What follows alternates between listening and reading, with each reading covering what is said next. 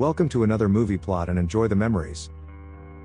We open in the middle of the swamp at a sacred place known by local Native Americans as the Dark Waters. It contains a spirit that cries out in pain due to oil drilling by the Schist company and their very fashy looking logo. One night an avatar of the green is summoned from the swamp in a real spectacle while a group of college kids are having a bog party nearby. Two decide to run off to fool around, and we're not 4 minutes into this movie before we've got a set of on-screen knockers. Not 5 before they're covered in blood as young Jimbo is gutted and dragged into the forest by an unseen titular force. In the morning, Sheriff Kyle arrives in the town of Bywater and gets laughed at by a local Cajun for asking where the name originates. He expects a peaceful life in the Florida Everglades, but Deputy Fraser tells him the previous sheriff is among the recent 47 missing persons. The first to disappear was a chieftain named Ted Sallis, who sold his tribe's land to the oil drillers and ran away with the money. They've found the latest victim's body in the swamp, and the medical examiner Val seems to think it was just one of them, their big gators. He begins an autopsy while the sheriff tries to find out what the corpse's girlfriend has to say about the attack, but she's gone a little crazy. Responding to a call out, Kyle goes to a nearby drill site where a bunch of activists have chained themselves to a Schisty bulldozer. They believe the commercial drilling violates tribal law, but the owner's son Jake says we only abide by American law around dem here parts. When Kyle tries to move the local Thumberg along, Sparta kicks him over, getting her a one-way trip to slung shoulder territory. The sheriff just throws Teri into the truck like a sack of potatoes as Jake's father arrives in his overpaid gator skin boots. Fred's ready to stick them up someone's dark waters and says these terrorists are just looking for excuses to put sand in his gears. Their leader is a swamp Morpheus named LaRoque, who's been sabotaging his facilities since the beginning and pops up at the damnedest times.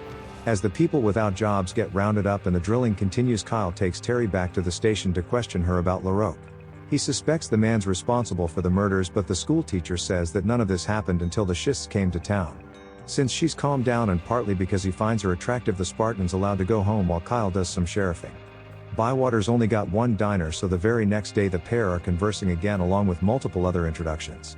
He meets a local medicine man, Pete Horn, who speaks about the spirit of the swamp and takes his table with a side of salt.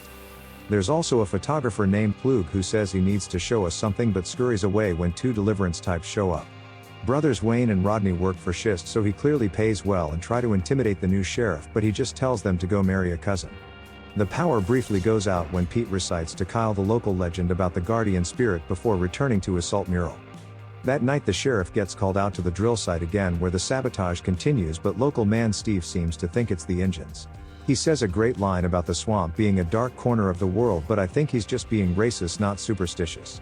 As soon as the sheriff leaves, the Man-Thing emerges from the bog to get those who are destroying his beautiful swamp. We don't get a clear view of the Man-Thing in all his glory until later in the movie. For now it just kills Steve with an overly aggressive hug. Elsewhere, Kyle goes walking around the swamp until bumping into LaRoque in one of the wildest coincidences.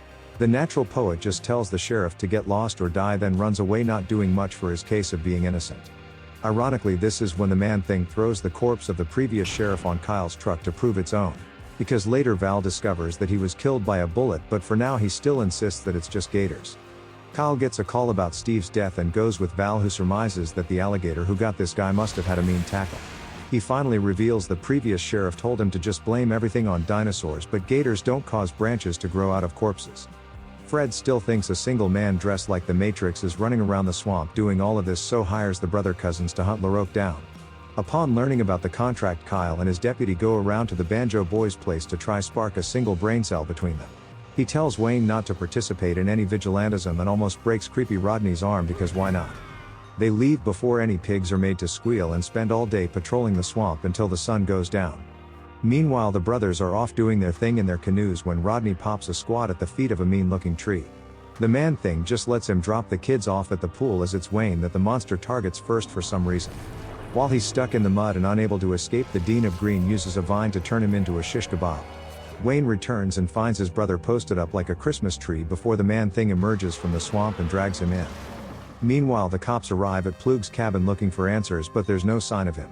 Kyle leaves his deputy and takes a canoe upriver alone, which is always a good idea when 50 people have gone missing in the area. When getting out, as most of the detective work seems to rely on just getting lucky, the sheriff steps in a trap.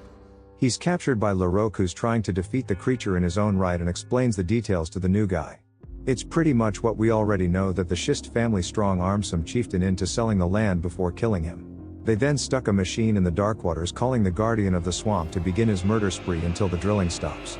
LaRoque spends so much time yapping that Kyle cuts himself down and tries to arrest him, but dude manages to escape anyway. He does however knock the sheriff out, who in his last moments of consciousness witnesses the Man-Thing grab an arriving Fraser and rip him into pieces. When regaining consciousness, Kyle sees Ploog taking photos of the crime scene, which he says he's been doing for months. This is what the photographer was trying to tell the sheriff in the diner that he had as his collection of blurry pictures of the monster. Ploog dubs the creature the Man-Thing himself, but these images are Bigfoot quality, so Kyle's a bit skeptical to believe them. The next day he collects Teri from work to get him a meeting with Horn and generally just show him where the guy lives. Since he doesn't have a partner anymore, she becomes his only backup and meets with the local to learn more of what we already know. The spirit of the swamp emerged to kill a bunch of people and won't stop until the drilling stops first. When Pete begins to feel weak, they leave him be, and it's about as good a time as any for the pair to begin smooching. They get interrupted by the Schist family, and Fred tells the sheriff that his help is no longer required.